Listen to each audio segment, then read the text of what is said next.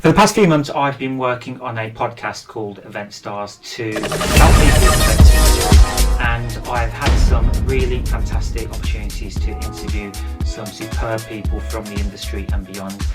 But like many things at the moment, now is not the time to launch it. Now is the time where we need to come together and support each other for what is going to be truly difficult times ahead. So I've been switching it up a little bit while my business is pretty much at zero, and decided to do a podcast that can help people cut through the noise and help businesses hopefully grow and learn during this period.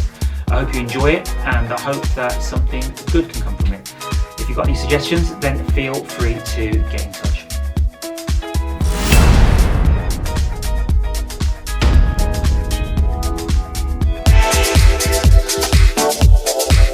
Hello and welcome to another episode of Opportunity in Isolation. Now, I'm sat here in February 2021, and I was hoping that the podcast name could have changed by now, but we are still sitting in somewhat a period of isolation, and for many of us in a lockdown, especially if you're living in the UK.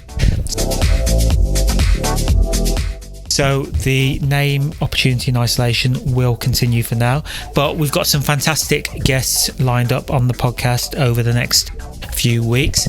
Starting today with Gabrielle Austen Browne. Gabrielle is an experienced events professional, designing and delivering B2C events and creating sales strategies for premium hospitality venues. Alongside this work and throughout her career, she has been active in the wellness and D&I space. Before moving to events, Gabrielle was a professional dance artist and gained a master's in community dance from Laban.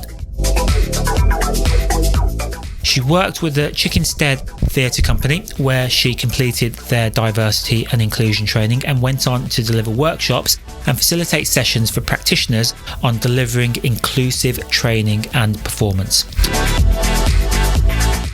Gabrielle has written about diversity and inclusion for industry publications and has appeared on many panels speaking about racial inequality and diversity in the events sector. Currently a diversity committee member for the Events Apprenticeship Programme.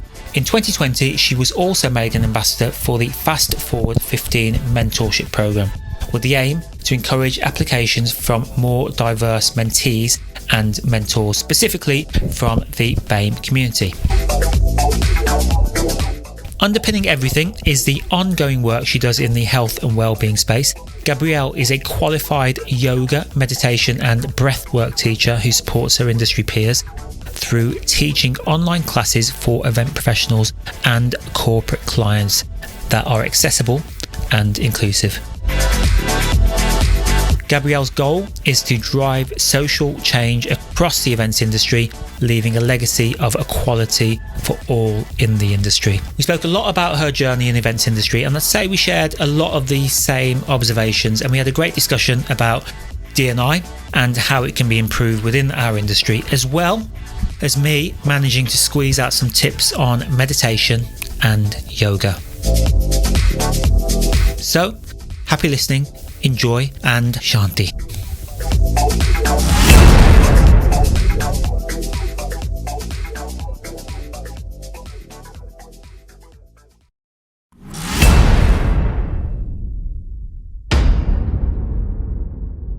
Gabby, first of all, thank you so much for being part of this podcast today. It's really good to see you. So, firstly, I mean, how's this third rendition of lockdown been for you at the start of this year, January 2021? January 2021, yeah. I mean, obviously we just had a little quick catch up just now before I hit record, and I was saying that, you know, it is what it is, but I'm kind of over it a little bit now. I need people and human interaction. So I just hope that this lockdown is the last one. I can get back out to doing what I love, which is meeting people, networking, attending live events, and just life going back to as much normality as it possibly can. But I think this third one has hit me the most, I would say. It's been a bit of a shock and a struggle, but you know, we're all cracking on the best way that we can, and yeah, that's the plan. Doing a lot more strict actually with my my routines, my morning routines. So making sure that I'm set out exactly what I do as soon as I wake up, like my hot water and lemon, make sure that I go for my walk, which I call like my little commute, make sure I get my yoga in, and then make sure I schedule in the middle of the day to go out for a walk or a cycle. This time I've really had to nail down how I break up my day, but it's helped. It has helped. No, that's good. I mean, I've picked up on your Instagram that you do a lot of yoga, and I wanted to speak to you a bit about that later in the podcast.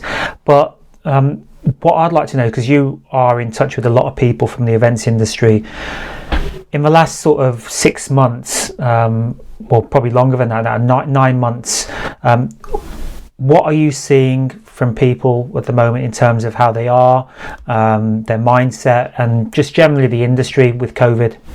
Yeah, I think I've seen kind of almost similar to the way I've been feeling. What I've seen it as the lockdown came in March, the first lockdown, it was kind of like a bit of shock, but also this is not quite the right word, but you'll understand what I mean by this. There was almost the novelty aspect because it was all completely new, right? And we're like, right, we have an opportunity to stop, reflect, be with family more, maybe spend more time with our kids, maybe do more reading, do more things that we kind of normally don't have time to do, and try and fit them in. And then obviously it kind of like eased through the summer, and people were kind of getting excited within the events industry, I think, because we were kind of like, right, okay, we're going online. How do we do this virtual events thing? How are we going to pivot? How are we going to change things? How are we going to improve our business? How are we going to keep engaging with our clients and being creative? So there was the excitement, I think, and the challenge around that was keeping people motivated and going. And then November, everyone was a bit like, oh no, here we are again. Okay, it's what it is. It's a month. Let's crack on.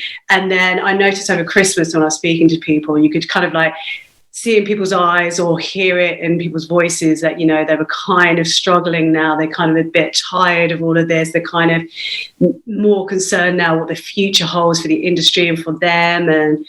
And so I noticed that a lot. And it's almost exactly the same way how my moods and everything kind of change as well on that kind of time scale. And I've noticed it with other people. And I know as a community, we're trying to keep really positive, but I think the uncertainty is getting to people a little bit now, and the missing of interaction. We're events people, and part of what we do is that we're great at communicating. We're great at bringing people together and being around people. We are not having the opportunity to do that as much right now. Definitely, I think it's something that I've certainly felt. I've gone through, all right, from the start in March, just feeling like, all right, let's crack on, just be positive, this is going to end, and I just need to look towards the other side of this. Then get through the summer, which was, I think, was like you said, was a bit of a buzz. We were allowed to go out again, and September, October, it felt a little bit more difficult. And then you got to Christmas, you're like, yeah, we're going to do this next year, the vaccine's here, and then bang, back in lockdown, and it's put a big strain on this year in terms of what I think we're going to do business wise, and we're back to complete uncertainty again, and it is going to be difficult. And I think unfortunately, I think it's going to be worse than what we expected it to be in 2021 and what a lot of people predicted it to be. And I'm saying that smiling, but yeah, it is the unfortunate thing. What was it that got you into events initially? Because I know you've been in the industry for quite a while. Yeah. Well, do you know, actually, I still feel a bit of an industry newbie, which sounds odd, but I've actually only been in the industry for around 5 or 6 years. And that might seem like a time, but compared to other people who are like 15 years, 20 years, 30 years, I still feel like a bit of a newbie. But I got into events because in a previous life, my previous career, I was a professional dancer. So traveled around the world doing that. Got to perform on TV, stage, film, at events, and I eked it out for quite a long time. Usually a dancer's career probably lasts till they're around sort of like 25, 26, if they're lucky, late 20s, and then usually have to move on to something else, whether that's teaching or, you know, choreographing or other things within the industry. But I managed to eke it out, including performing till I was like 35. So that's really not bad going for our industry. And then I got an injury, and actually it really affected the way that I could perform. And for me, it's like, if I can't do it at the standard that I expect of myself, then I kind of would rather not do it at all. So having a little bit of a, what am I going to do with my life? A little bit of a crisis, and looking at different career options. And, you know, being a dancer anyway, you're self-employed most of the time, unless you're with a company. But even then, it's usually you're there on a contract basis for a particular project anyway. But most things, particularly commercial things that I did, you get paid per gig, per pop video, per concert or whatever. And then, you know, have to go and find your next job. So there's always been that uncertainty, and you're always self-employed generally. So I'm comfortable being self-employed. So I was thinking, oh, maybe I should set up my own business, but I wasn't really sure what in. And then I looked at kind of what the different kind of options within the events industry, and thought, hang on a minute, this is kind of something that I'm interested in. The buzz, the excitement, the adrenaline, the creativity is kind of there, which is what I got from my dance career. And also, I guess, when I was performing at events anyway, whether that was a concert or a gig or doing a corporate performance or something like that. So I guess being kind of like a supplier, as it were, or the entertainment, I kind of was in the events industry anyway. So then it felt like a natural progression actually to go on and study events and then, you know, make a career out of that, which I've really enjoyed. And what have been some of the highlights for you since joining the industry, say 5-6 years ago, and seeing it from the other side? Yeah, true. Oh, do you know, it was so good going on PAYE. I was like, yes, I don't have to do my own tax returns anymore. That was the best bit. But no, jokes aside. I think it was, for me, it's been actually that I've been able to progress my career quite quickly, which I'm really pleased about, because obviously going into the career age of 35, 36, starting on kind of a assistant's salary was kind of a bit of a concern. So I knew that I had to work really hard to push myself quickly and fast to get to kind of more leadership roles, you know, so I could get back up to kind of like a decent salary for my age and actually have a life. So I think for me, like, some of the key moments have been, I remember my second events role. Within kind of a couple of weeks of being there, my boss actually said that she was leaving, and would I want to take on her role. We were a really small team. There was me, the assistant, and intern, and then her. And I was like, yeah, I'm going to give it a go. I've only been in the industry about 4 months, but I'm going to give it a go, you know. So that was a great leap for me, being given that opportunity and almost being thrown in the deep end, I think, was really good for me. And it pushed me to come out of my comfort zone and move forward a lot quicker. And it gave me the confidence then, again, when I was ready to move on and go on to the next step, I think it was maybe, you know, 2 years later, that I could do that and rise to the occasion, which I did, and then moved on to work with quite a nice brand doing different types of events. And I think one of the highlights of that brand was doing their enclosure at the Henley Royal Regatta, which is huge. You know, it's a 2-day event that we had enclosure there, 2-day event, 3,000 people in the middle of a field, essentially, with all of the logistics of project management, all of that kind of stuff. And I guess what made it kind of like a huge achievement was I'd never done an outdoor event before. And, you know, this wasn't like a little fete for 100, like, you know, 100, 200 people, 500 people. This is 2 days, 3,000 people for a huge brand working with top DJs. And I managed to pull it off, which I was pleased with. And then the second year, I managed to increase bar spend by 30%. So I was like, job done. So that was a really big key moment for me. And I think being in the industry for 5 years, going from an events assistant to head of events for a brand, a well-known brand, I think it's a good achievement. And sometimes you forget about that. You know, sometimes you forget the journey. And then now I'm talking about it, I'm like, oh, actually, you did all right, girl. You did all right. No, you have. And the buzz of just when you've achieved something like that in events is just unbelievable. When you're standing at the back of a room and you've seen, you know, you like to say to yourself quietly, I did this. You know, not much beats that. And but one of the sort of things that I picked up from that story was that you said you started in your mid-30s. But I think the important thing to kind of take from that is the fact that I don't think it is ever too late to start a new career. There's a lot of people now who are in a situation, maybe in hospitality, maybe in events, maybe in other professions, that they are going to have to start new careers, and they're probably thinking, I don't want to start at the bottom. But even if you are starting at the bottom, what kind of came from your story was that you had all this life experience, and it wasn't specifically in that target industry, but because of your life experience, that kind of shone through, and that enabled you to progress a lot quicker. True.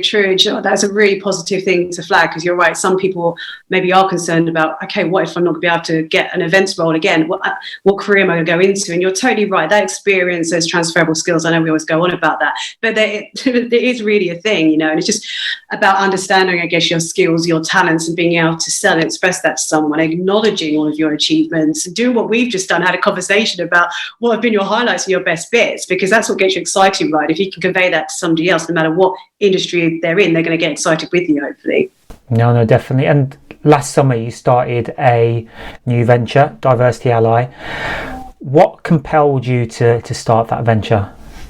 Yeah, well, should I go into the backstory? I'll go into the backstory a little bit, because actually this has been a journey, so it's not kind of just something I kind of thought about setting up in the summer, and I'll go into a bit more detail in a minute about what Diversity Ally actually is. But I think from a young age as a kid, I really disliked seeing injustice. If there was a kid being bullied in the playground, I'd always go and make friends with them. If there was somebody who was left out, I would always kind of try and bring them into groups or make friends with them. Just seeing people marginalised or seeing injustice had always kind of upset me.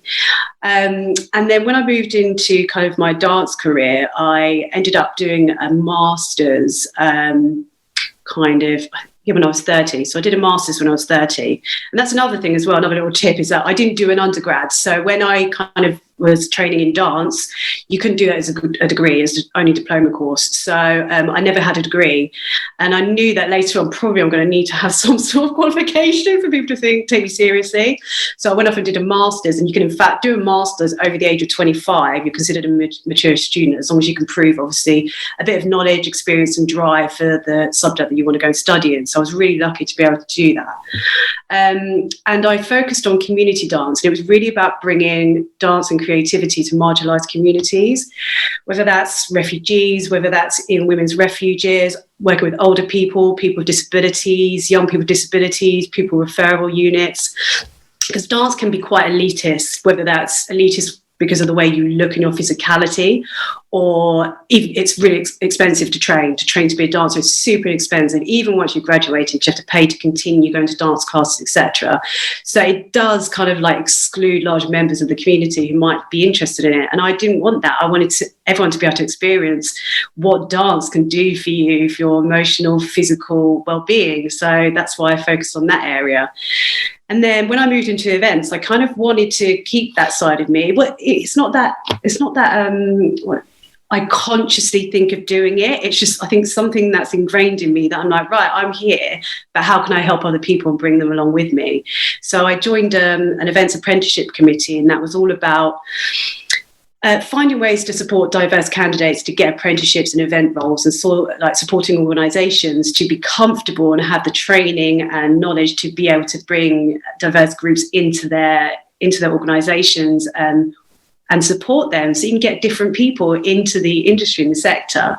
So I was already doing that before I set up Diversity Ally. So when everything happened in the summer with regards to the Black Lives Matter movement and what happened with George Floyd, and everyone's starting to talk more about systemic inequality and racial injustice, it really seemed like a natural thing for me that I would couple, my love, my passion for events, my kind of ongoing passion for not allowing injustices to occur, and bring them together. It was a really kind of natural fit, rather than kind of like jumping on a bandwagon. I've been made redundant, how am I going to make some money? All this diversity and inclusion stuff, that's good. It was really like, it's stuff that I've always done. And that's what Diversity Ally does, is consultancy, workshops and events for the events industry to improve their diversity and inclusion and create strategies and make change, hopefully. So you obviously would have seen there was maybe like you could say a gap in the market, and you could say that you maybe saw a problem with the industry as well. Yeah, and isn't that always the thing they always say? Because I've always been interested in entrepreneurship, so I do love listening to those like business podcasts and entrepreneurship podcasts and things like that. And that's the thing, right? They always say there needs to be a problem. What's the problem that you're solving? You need to identify that. You need to find people's pain points. And as you said, within the events industry, I think we realised when there wasn't really that much discussion around kind of racial inequality after the whole George Floyd thing, it was a bit quiet, a bit awkward, to be honest, that, okay, people are a little bit uncomfortable about this. Somebody needs to take ownership. So I think that's, what you said, a gap in the market, but somebody needed to do it. So why not somebody who has a bit of the both experience, D&I and events? Yeah, definitely. And I think you touched on it a little bit there about the reaction that you had. But I suppose the reaction beforehand was that people were a little bit uncomfortable talking about it because maybe they didn't know how to address it. What has the reaction been since you've started this campaign and your new business? The reaction's been positive on the service. People are happy that we're starting to talk about this and address it. The uncomfortableness around the conversations are still there, 100%. When we deliver any sort of education sessions, it's still challenging to get people to speak and be open about it, and even to feel like they can say the word black. People are not kind of sure, like, it's kind of, what do I call you? And it's my name? No, but like, what, it's like we're still at that stage of people not really sure what words they need to use. And I'm like, we need to move on from that, because it's kind of the least of our problems. So it's very much still, I would say, some of that fear element, some of that lack of knowledge, some of that kind of like burying the head in the sand a little bit, some of that fear because, everything for our industry is very much up in the air at the moment. They're like, we can only focus on trying to keep afloat right now. This diversity inclusion stuff, it's great, but we can't focus on that. So it's been really mixed. Most of it positive, but for me, I don't want to just hear positive. I want to see actions. So that's what I'm hoping to see more of. We're seeing some of it, and we're working with different parts of the sector, which is great, where there's agencies, exhibition companies, suppliers, venues. We are covering kind of all of the different segments, which I'm really pleased about. I'm waiting for when we're finally kind of like out of this house arrest to actually start pushing this forward a bit more. But, people are positive, and, events industry people are good people. I think it's about priorities at the moment.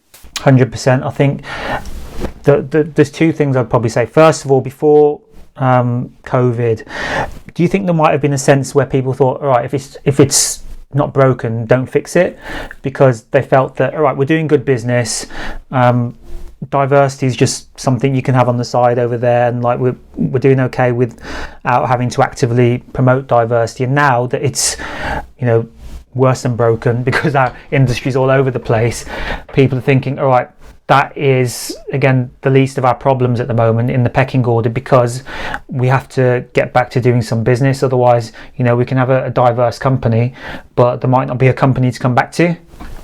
Yeah, exactly. And that is the challenge at the moment. But I think with anything in life, you can't kind of think of the worst case scenario all the time. You've got to think, right, okay, what is the minimum that I can do right now to be pushing something forward with a view that things are going to be okay in 6 months, 1 year, 2 years time, rather than kind of thinking, I guess, the glass half full thing of like, well, we might not be here in 6 months time, so let's not bother addressing it at all. I think it just depends on the mindset, I guess. I do understand everybody different and all organisations are different.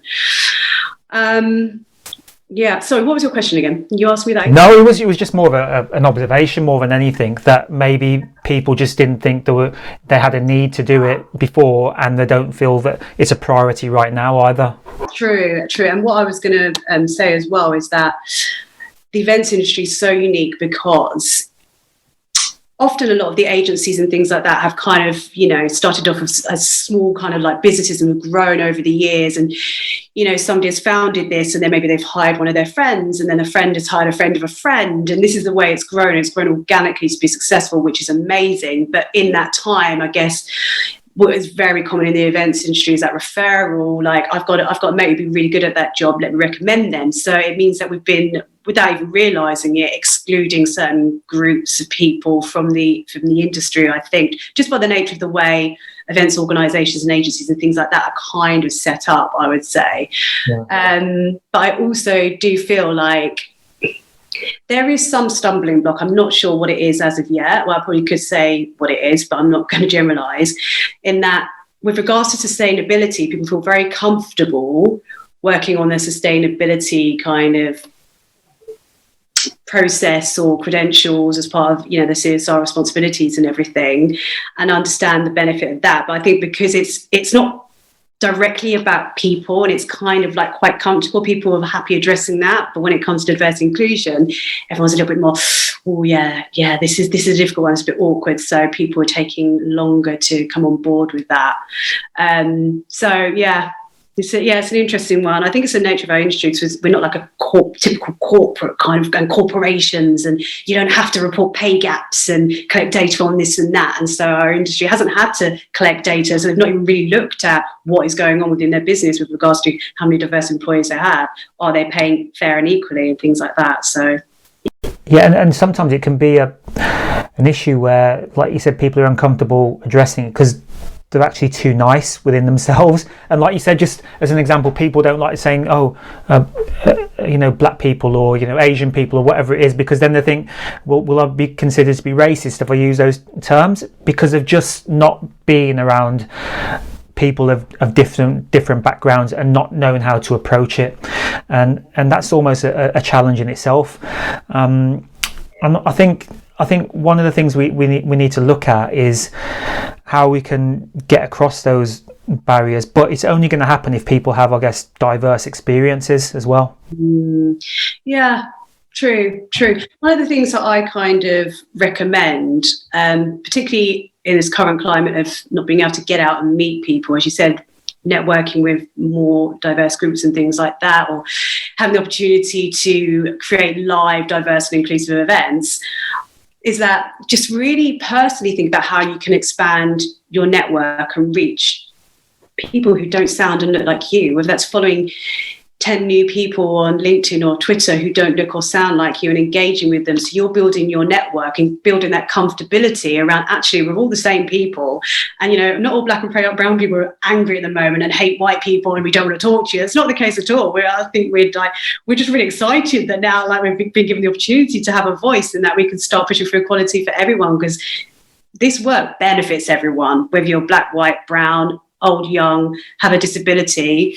This mindset and thought process will benefit absolutely everyone. It's not just about, black and brown and minority people, ethnic people. Yeah, and just a tip on that, having diverse experiences, there's this great app called Lunch Club. I don't know if you've heard of it. I haven't. Brilliant. So it started off as a way that people would just put their preferences in this website, and every week they try and meet somebody face to face, like have a coffee with them, like have a kind of one-to-one. And now it's gone virtual, it's online, and you can literally meet people from around the world. So yesterday I had a lunch club meeting with somebody from New York. A couple of weeks ago I was talking to somebody in Russia, and it's just a way to meet people, just understand what they're going through right now, talk about, and I specify on different things that I want to talk about, maybe marketing or branding and things like that, and they'll give you advice, and it's just great to kind of meet people from different parts of the world.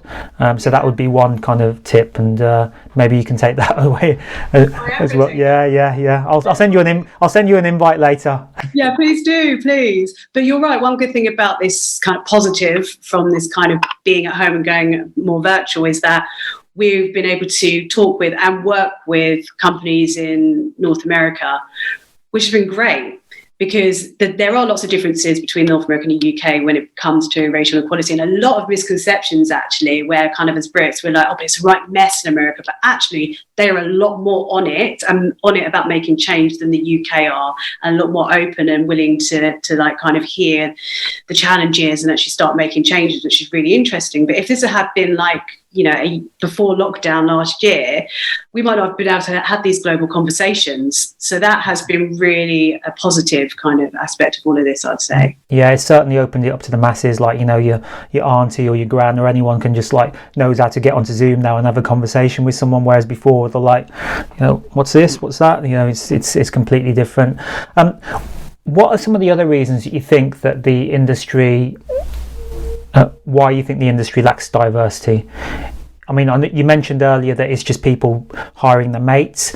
Do you think there is a sense that people just were a bit too afraid to get outside of the comfort zone as well? Yeah, I mean, again, I don't like to make assumptions about, and this doesn't include everybody or all organisations or all individuals, but we have to be honest that there are kind of biases that we all hold in our lives. They're just on our everyday lives, from things we've learned from childhood, school, people that we hang around with, TV shows, adverts, whatever. We've absorbed all of this from a young age, right? So we do all have biases, and that's just not just white people, it's everyone. And I think sometimes it's not sometimes, most of the time it does creep into the workplace. So I think that a little bit, just having an unawareness of what our biases are, and actually, okay, well, how do I tackle this and how do I change this, to start kind of making little changes and monitoring what I'm doing when, say, I'm putting out a job advert, when I'm interviewing somebody, when I'm in a leadership role and I'm supposed to be mentoring my team, who am I offering these big kind of client accounts to, who's going up for promotion? Am I bringing in somebody new from another organisation who's maybe not even done this role before, above somebody who has been working for the company for 5 years? But it's I think people just starting to recognise and understand and notice a little bit more about, I think, a little bit to do with biases. And that's what happens. And the systemic inequality that we've lived with and we live with now in society has just affected everything. So not just societal and health and wealth and everything, it's in the workplace as well. So it is about addressing that, as well as the referral culture thing, which I love, don't get me wrong, because I've benefited from it. It is great, which I love that element of it, but it's not always fair.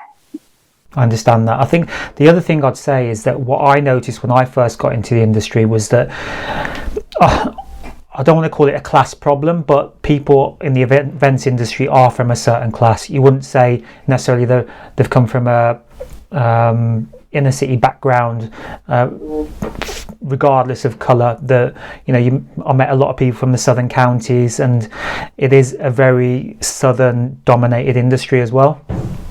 It is, and you do have quite often, I mean, I notice it when I go to networking events, or if I'm tending an event, you do have, no offence ladies, but these similar looking women, because women, it's predominantly women in the events industry, who do all look quite similar, and who do all kind of sound the same as well. So I think you're right there.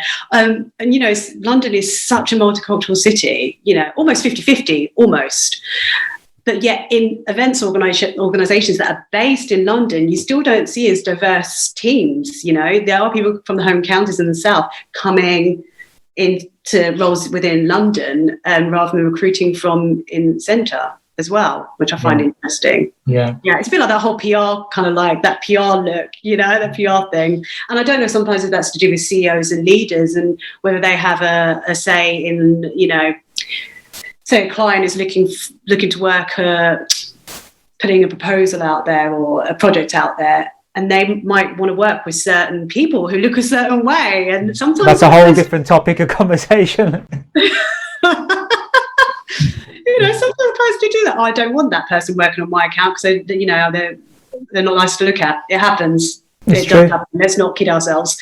No, definitely. And I think there's got to be something as well from the other side, looking at, from my point of view, like as an Asian man, or from an Asian parent's point of view. I think in my generation that no one would push your kids to go into events. Like it was going to be like, go be a doctor, go be a lawyer, go be an accountant, something like that. So we have got to look at it from that point of view. Are enough people from Asian and black backgrounds seeing events as an opportunity for them? Exactly. And that's the next challenge that we really have to look at, is really looking at that pipeline and how are we presenting ourselves to our communities, to our cities, to the country as an industry. Because you're right, if people don't feel like they're going to be welcome or supported, they're not going to even think about going for a career in the events industry, and may, like you said, go down like what their parents have told them route, go and get that law degree, you know, go and be a doctor and things like that. Because at the moment, well, the events industry looks a bit. So we need to change that. We need to change that representation and role models and education to say you can be on the corporate events team at Barclays. That's a great role. So I don't think people still think it's festivals, parties, weddings industry, and they don't realise there's a lot more to it than that. And that's partly our fault. Yeah, and the talent is out there, because I mean we've discussed it before. If you go to say a black wedding or an Asian wedding or a Jewish wedding or a Greek wedding or an Eastern European wedding, there are some fantastic suppliers in the industry. It's just they haven't made that connect yet with the corporate events industry, and I think it's just seen as something else that people can't get into, and we need to kind of reduce that gap. We're working on something actually at the moment with regards to that, and that is where we're partnering up with and engaging with diverse suppliers, because we always say to our clients, diversifying your supply chain is actually quite an easy thing to do, and quite an easy quick win that you can kind of have if you look at doing that. So we're engaging with diverse suppliers at the moment to pull together an event where agencies, venues can meet up with these suppliers and engage and speak with them. Because also, let's be honest, those exhibitions that people can attend where they're kind of selling their wares or publicising what they supply and what they do are expensive. No, not everyone can spend $6,000 on a stand. So you're excluding those smaller businesses. So we're going to try and bridge the gap between that for those smaller minority-owned businesses, meeting the big clients, the big venues, agencies, corporate clients and things like that. So that's in the pipeline. Yeah, 100%. What are some of the common mistakes you think people make when it comes to diversity and inclusion in their workplace? The big one for me would be, particularly at the beginning of all of this, people wanted to look like they were doing something, which I understand. So the first thing, everyone was like, how can we hire diverse people? I can't find diverse candidates and all this sort of stuff. And what I, go back to them with is really you need to have the education piece around knowing what the issue is, number one, because some people still aren't really sure what the problem is. Some people kind of still think it's just a surface level, there's not enough black and brown faces in our workforce. They're not realising that the structures and the processes that are in place are affecting this. So sometimes we need to do the education all the time we need to do the education on that on some level. So it's about that education piece. And then the next piece is getting your company culture right. Get your company culture right. Make sure that you have your process around talent development. Make sure that you are allowing feedback from all of your staff members and open, honest discussions, so you can nip any kind of issues in the bud quite quick. You're addressing anything which feels like is unfair and not supportive. So that's the main thing I say before looking to kind of just hire diversity. Get that company culture right, because actually the turnover of black and brown staff and businesses is always a hell of a lot higher than our white counterparts, and there must be a reason for this. So no point hiring a black person and then they leave 1 year down the line. You're actually costing yourself more money because you have to put out a job ad and recruit again. So it's not really cost effective to do that. Get the company culture right. It doesn't really cost anything to do that. That's my biggest tip. And you feel that the reason there's a higher turnover in staff from people from Black and Asian backgrounds is because they just don't feel like fit in?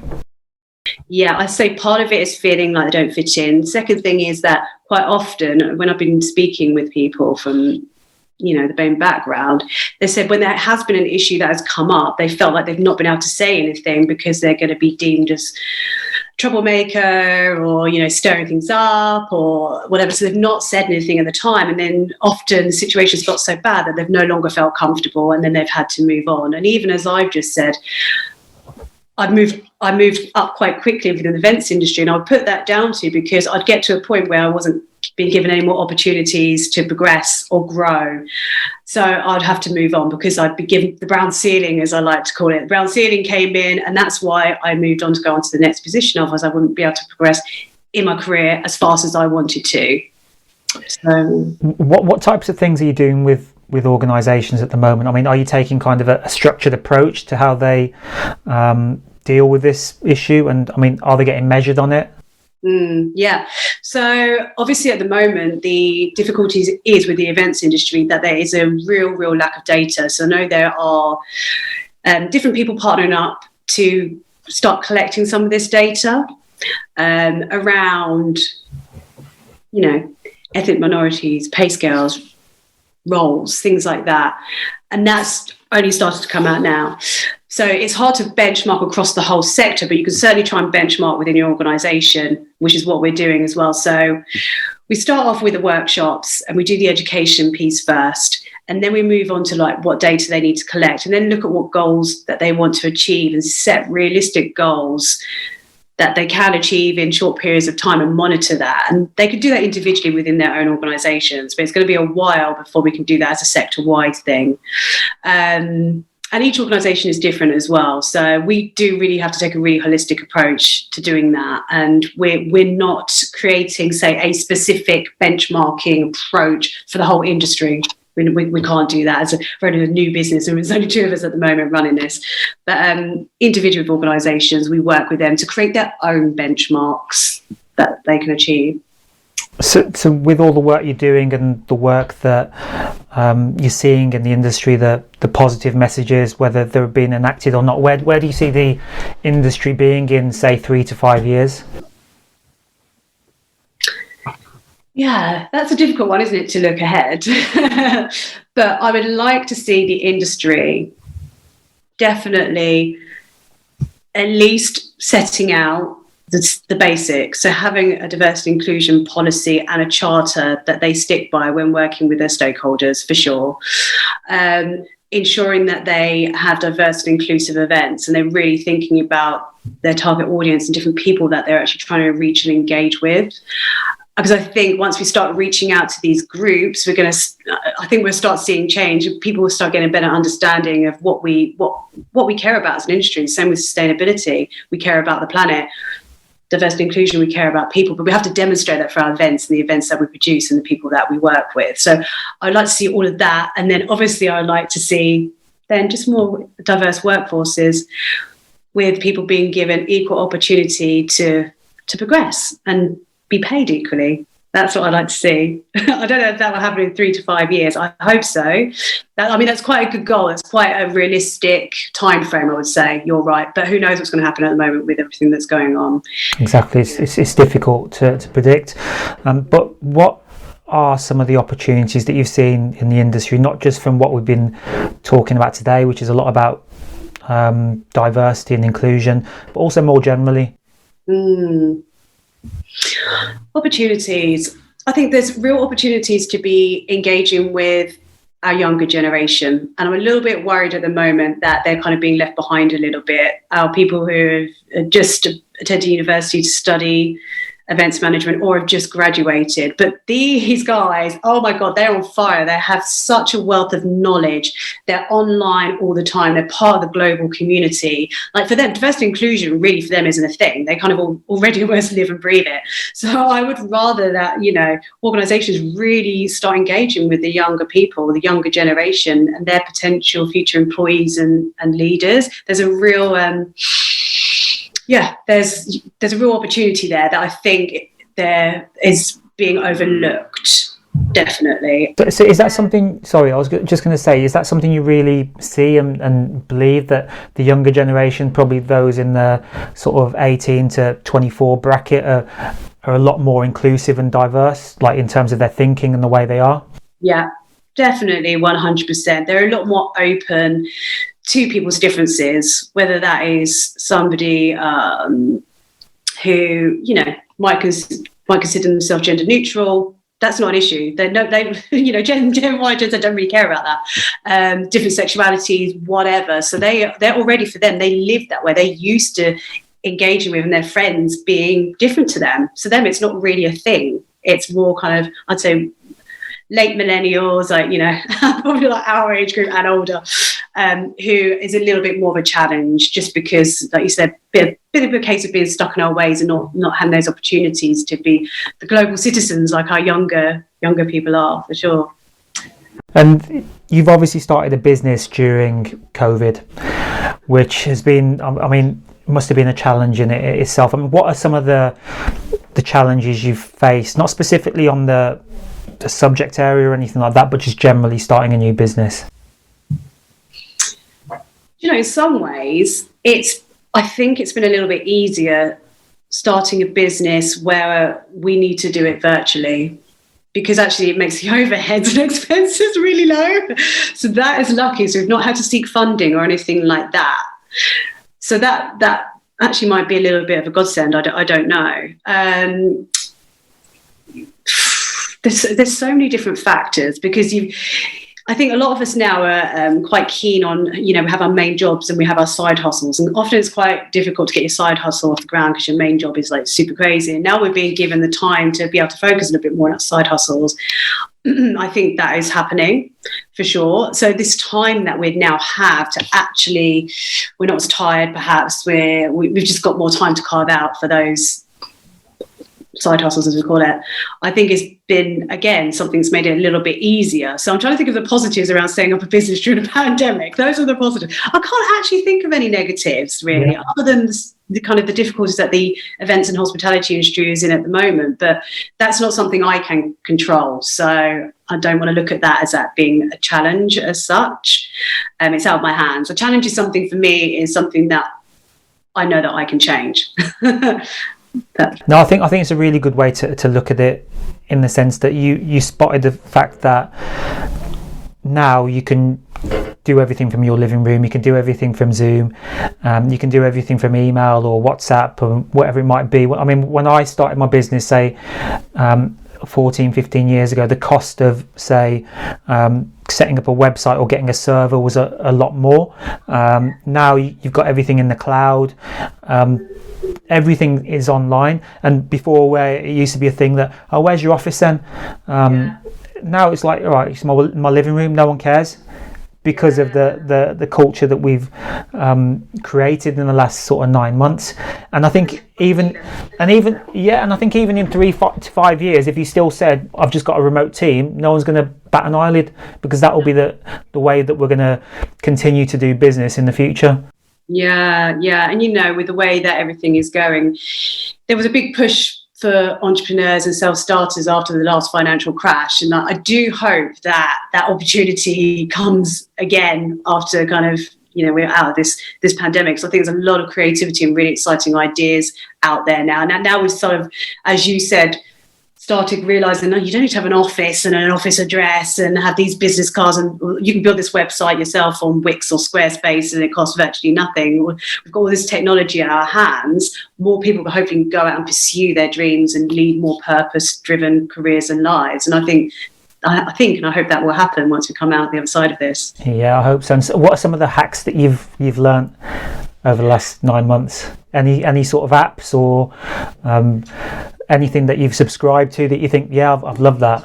Yeah, let me look at my phone as well, so I remember. But one of them that I found really useful, and actually this might be a good tip for you as well, is it's a platform called Otter. Okay. Don't know if you've heard of it. But basically, you can connect to your Zoom account, and if you do any sort of Zoom recordings, whether that's us now on a podcast, for example, or you're having a meeting, it can transcribe the videos for you. Wow. So when I do a podcast, it's great because I get it transcribed, and then when I'm kind of doing my show notes, or perhaps I want to write a blog about it, I've got it all there in writing for me, so it saves loads of time. Yeah, no, that's really good. And does it pick it up accurately? Because that's the thing, because when YouTube does it, sometimes it doesn't. No, it's really accurate. It really is. I would say, it's one of the best, definitely. You might have to change the odd word, but, it's not like when you try and dictate into your phone and it says something completely different. It's been a godsend. I would say caption. What's the app called? Anyway, it's for creating captions. So if I'm doing any sort of videos for LinkedIn to be inclusive for people with perhaps audio issues, they can read the captions. So that app's also been a nice little hack for me from a diversity and inclusion perspective. Yeah, and do you have to pay for them both? Nope. So Otter, you have there's a basic membership, which is all I use, and that's more than enough. But obviously, you can go on to the different packages. Yeah, of course. Yeah, and extend that. But yeah, because everything integrates now with everything, doesn't it? Like Google. Yeah. So. No, I think it's just an exciting time for the world generally, and we are, like, our industry in particular is facing a lot of problems. But I'm on a bit of a positive flex today. I'm just thinking, this is an exciting time. Speaking to you, I feel a lot more positive. And one of the things I've noticed is that you do a lot of yoga as well. Is that something that you've been doing for a long time? Yeah. So really. It was funny because when I was training as a dancer, we used to have yoga and Pilates classes, and I also used to bunk yoga. I was like, this is boring. Why are we doing yoga? I just want to dance. So like really kind of like bypassed that when I was in my training, my dance career. But then when I gave up performing, I still needed to move and keep fit. And because yoga is so all-encompassing with regards to moving your body, it's for strength, it's for flexibility, it's aerobic, it's for your mind. You get your body into loads of different strange positions. It really kind of, it offered enough of that challenge for me that I missed from when I was dancing. And then I started really noticing, I started doing it for the physical benefits, but then I really started noticing that I was just becoming a lot more calm, a lot more productive. My mind was just a lot more clear. I was just becoming a better person. And I was just like, wow, this yoga stuff really is fantastic. And it gave me confidence. So I went off and trained to become a yoga teacher last September, not one, just gone, the one before that in Bali, because I wanted to be able to bring this back for other people. So that's kind of the reason why I did it. And now I've started teaching online for event professionals specifically, actually, who need support with their mental health and their well-being, because I know the benefits that you get out of yoga. And I also gave up drinking like 2 years ago as well, because I love the events industry. Don't get me wrong, love it.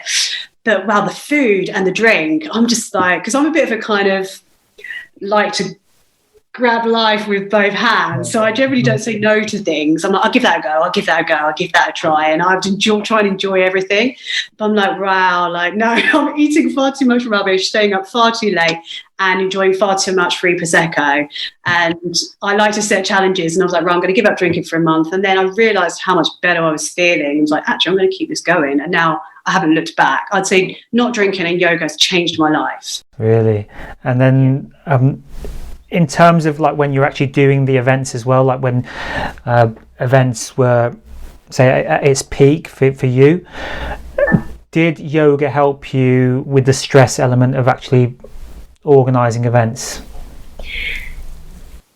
I'm not going to be an annoying, cheesy person and be like, yeah, I'll be honest. So I had this thing where I'm so good at doing my practicing yoga and meditation and things like that when I'm in a good place.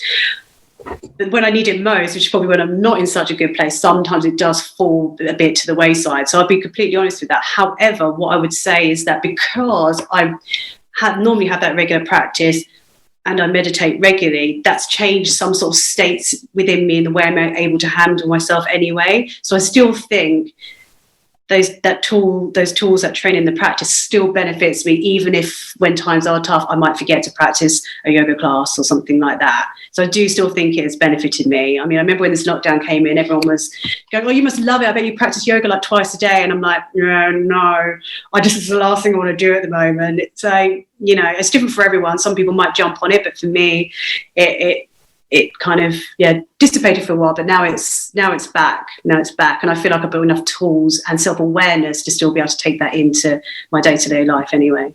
And if there was somebody out there who just wanted to try yoga, what advice would you give them, apart from joining one of your lessons, of course, but just to get started? Because I think sometimes people just feel so overwhelmed with the fact that they're going to have to start something new, and they think they're going to have to do the splits within like 2 weeks, or they're not doing it properly. What would you say is a minimum achievable amount that anyone could do when they start? What I'd say is there are so many free yoga classes on YouTube, and you can pick a 10-minute session, a 20-minute session, 30 minutes, 45, 90. And you can really search for whether it's beginner's yoga or whatever. And maybe just in, the safety of your own living room or wherever, you can practice with nobody judging or looking at you and feel like, okay, I've got the basics down. I know that warrior one looks like this. I know that warrior two looks like this. So if I went to a class, I'd feel like I'd know what a downward dog was and I wouldn't be embarrassed with myself. So that's a nice thing that you can do to get started. But really, I think what always puts people off is they think that you're going to have to do really crazy stuff in yoga. And yoga's not about doing all the crazy stuff. That's stuff that comes about kind of, if you're lucky, because you just happen to have got a bit more strength or flexibility or something. But that is not the point of yoga at all. The point of yoga is connecting your mind and your body. And as much as I do it, sometimes I might not do a pose or a posture, or I might sit out and rest because I'm tired. There's no judgment there. You can start from any place. You might only do one posture in your first class and sit down. Nobody cares. It doesn't matter. If you're with the right yoga teacher and right yoga community, it really doesn't matter. So get rid of that kind of like competitive ego thing, I would say, and just start somewhere and gain confidence maybe by doing classes on YouTube. And there's loads of apps as well that you can download with little yoga classes and stuff like that. Yeah. So don't be afraid to start. It's not about doing the splits. That's like the last thing you'll be doing in yoga. And even some of the best teachers and gurus they're like, well, yeah, we don't need to do that. The hard thing is sitting still and meditating. And actually that's what yoga is for. It's to build the strength to sit down and meditate for hours. It's not to do loads of postures. And so it's funny you say that, because I was listening to a podcast the other week about meditation, and it's something I tried. I got the Headspace app. I got a free trial, so I thought I'll give this a go, and I was struggling to concentrate and then I thought I wasn't doing it properly. And the way that someone described it was that you're actually building a muscle when you meditate, and that even if you just have in a 10-minute period or a 5-minute period 1 second where you just think about your breath, and that's all you have in life when you strip it down is your breath, and you just concentrate on that one breath, that's success. Yeah, it is. And that is the thing. People think, oh my God, I'm supposed to have a clear mind and not think of anything. No, you're allowed to think. The point is not engaging in the thought and then starting a story about that thought in your head, like, oh my God, what am I going to buy from shops? What am I going to make for dinner? So-and-so doesn't like this. It's just cutting that out. That's all it is. It's always about food.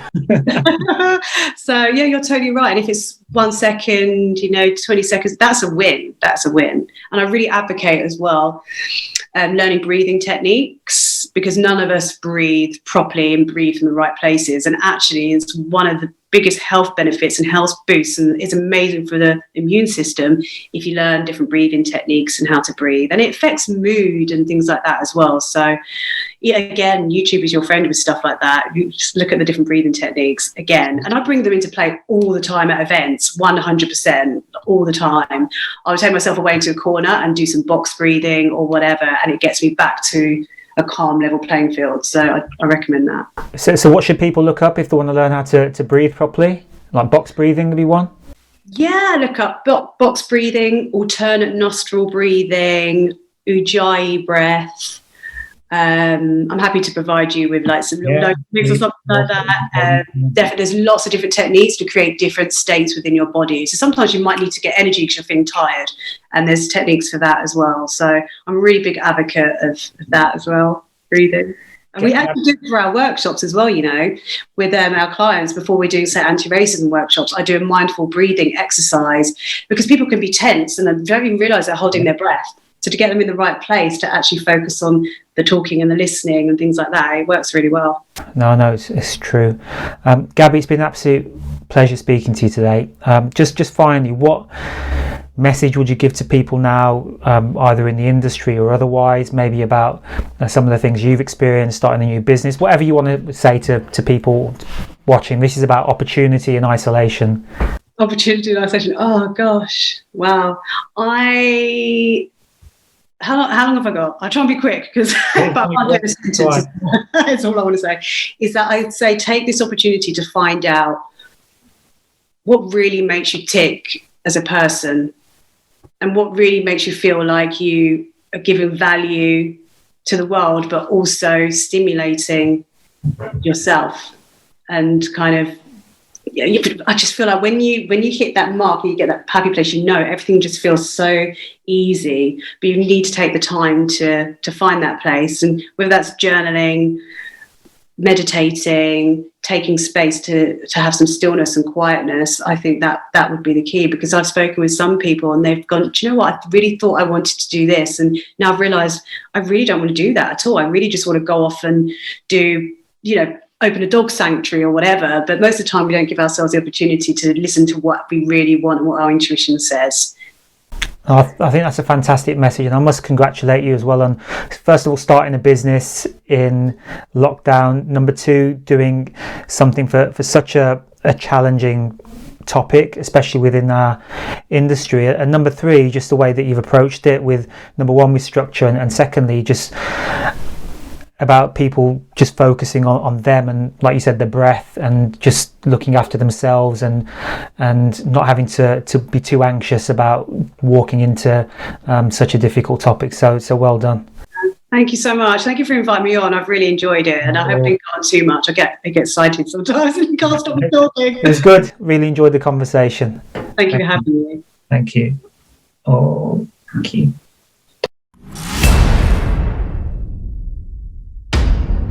Thank you for listening and watching. If you've got any suggestions or any feedback, then feel free to get me on Twitter at GurmejSP or Insta at events_Gurmej, spelled Gurmej. Thank you for listening. Catch you soon.